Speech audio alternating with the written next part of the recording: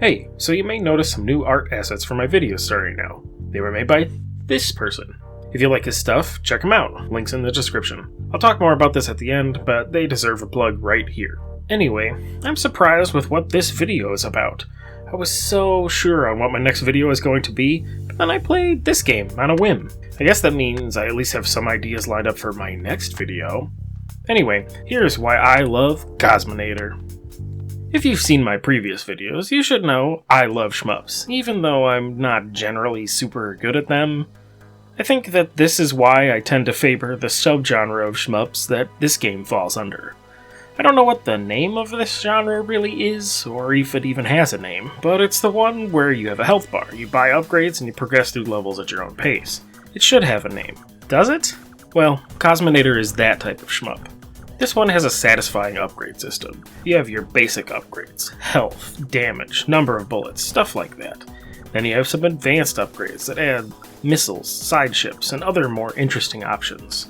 You eventually earn gems that give you the ability to purchase some special upgrades that allow you to focus in on a specific playstyle.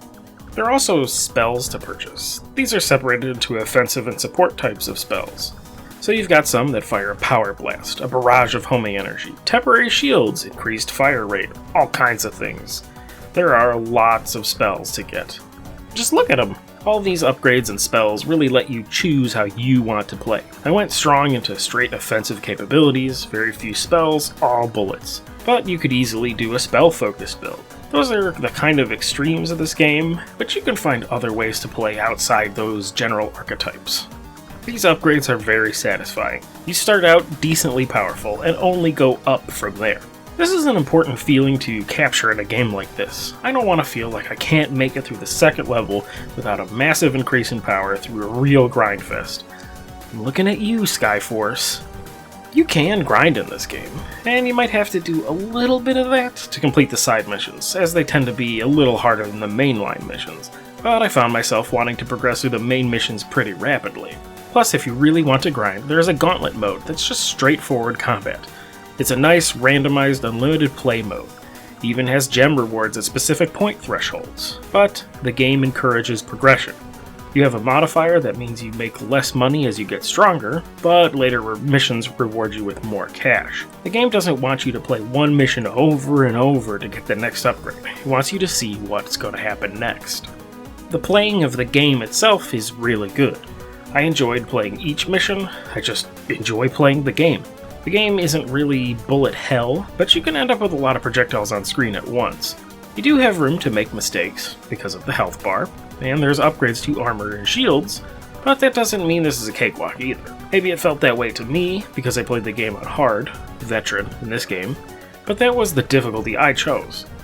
This game has a great feature for difficulty selection. While you're in the first chapter, you can change the difficulty to whatever you want whenever you want. It only gets set in stone when you clear that first chapter. This is great. It gives you the option to try a difficulty for however long you want before you get locked in. By the time you finish that first chapter, you should have a feel for how hard you want the game to be, and then you can just run with it. As I've said tons of times before, choices are good. But this is a little different. It feels like a free trial of difficulty. Something I've never really seen before. But before I got distracted about talking about the difficulty, I was saying that this game is fun. I found myself wanting to face down the next mission to keep playing the game. There's basically no story in this game either. Occasional displays of text are about all you get, so the desire to play the next mission is nearly 100% based on the feel of the gameplay. So, it feels really good. That's what I'm trying to say. The game also has a very nice atmosphere, presented with good pixel art and a great soundtrack. You fly past structures, space debris, or large ships in the background that give you a sense of movement and like you have an actual destination that you're heading to.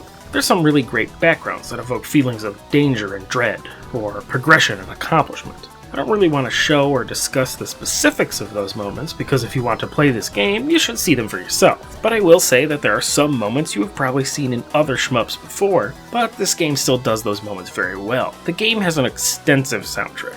I believe there's a song for every level in the game. You've been hearing some of that in the background of this video, but it is great stuff. I've enjoyed listening to it even outside of the game. It all comes together to create a game world I want to play in, which is impressive for how little story there actually is. Now, this game isn't perfect, but my complaints really aren't major ones either. The first is that occasionally the game would just decide I didn't have a controller plugged in, until I went to the main menu and manually detected it in the options. It didn't happen a lot, but when it did, it was very annoying. I like that there are a lot of spells to pick from and use in levels, but some of them feel like they should have been some kind of option for your main weapon. Upgrading your main weapon only adds bullets and increases damage.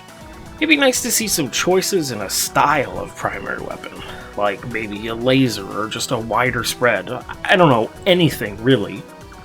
And the last complaint, I know I mentioned that as you increase in power, you have a modifier that means you earn less money. That modifier just feels bad. After a mission, it shows you how much you earned, and then a rank modifier that may multiply your rewards by something like 0.5, meaning that you get 50% of what you actually earned. I get that you aren't intended to just buy everything really quickly, but the feeling of your cash being taken away isn't a good one. Maybe if you just had all upgrades increase in price globally when you bought one, to make it so it costs more to increase power, even if you spread those upgrades in different categories or something. I don't know. Just don't make it look like I'm being punished for being stronger. It just doesn't feel good. This game evokes the feeling of Raptor, Call of the Shadows, and Revolution Ace, games I've discussed in the past.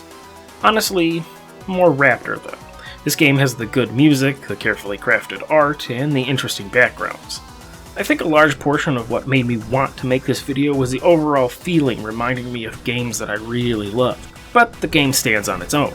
It's nice to look at and listen to. The gameplay is very satisfying. The upgrades give you a good sense of progression. There's a good degree of customization. It's just a well-made game. If you ever have that itch for a game reminiscent of Raptor or anything else like that, this game will be for you. If you don't know those games, or if you're just looking for a shmup of this kind of style, it's a great option. It's also only $7 at full price, which isn't bad at all. I really recommend this game. Really. Give it a look, go buy it, have a good time. Okay everyone, thanks for watching. I guess I did put out another video pretty quickly after that last one. I don't know if I can keep this up. I already have an idea of what my next video will be. Most likely, World of Horror.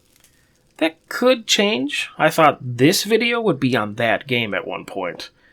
I think pretty soon after that, one of those ambitious ideas I have will be rolling out. I hope you like the new art. I commissioned at Edupatia on Twitter for all of this. He's been great to work with, so if you like his stuff, give him a look and follow. Maybe even commission some of your own. You know, my dream with this channel would be to have a decent-sized audience to bring these games to. I like the idea of talking about a small game, like this one. Only has 39 reviews currently, and then somehow bumping that up tenfold. This series is about games I love. The title says it all, and I just want to share that with everyone. So, if you enjoyed this video, why not give a look at my other videos? We might have similar tastes, maybe you'll find something new to play. Also, if you got this far and have any suggestions, I would love to hear them. I'm always wanting to improve. That being said, thanks for watching my video. If you liked it, give it a like, maybe share it around, leave a comment, all the YouTube-y stuff. I'll see you guys in the next video, which may or may not come out so quickly because, as of writing this and recording this, Doom Eternal comes out in about 2 weeks, and I'm going to rip and tear until it's done.